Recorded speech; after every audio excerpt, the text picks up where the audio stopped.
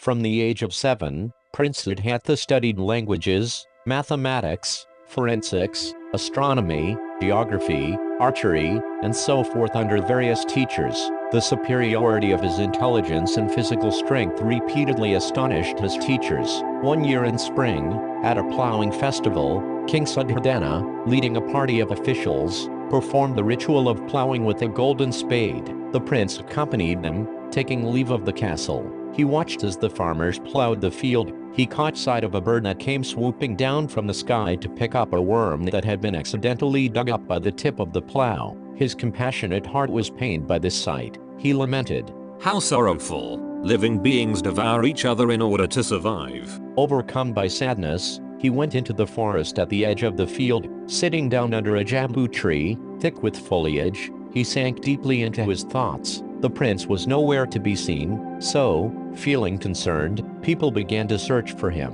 When they stumbled onto him, they discovered a strange thing.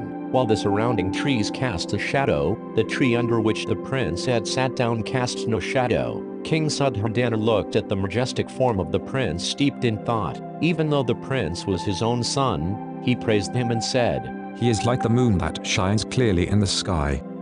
When the prince was 19, the king erected palaces for the 3 seasons of summer, winter, and the rainy season, and he decided that they would be the prince's residences. The waters of the lake lapped the palace stairs, and small waves rippled on the surface. Always the fragrance of the pure lotus hung in the air. That year, the king decided to choose a virtuous princess and make her the prince's consort. His foremost choice was Princess Yaśodharā, the oldest daughter of Buddha, the king of the Kalayas, the family of Queen Maya. Following the customs of the times, they organized a festivity at which the prince would engage with other young princes of related clans in selecting a groom contest. On that day, the princess, dressed beautifully and accompanied by her father, took the seat that had been readied for her. At the festivity, the princes, their hearts beating rapidly, matched their skills with the prince. But there was no one who could equal the prince in the martial arts, whether it be wrestling, archery, or other skills.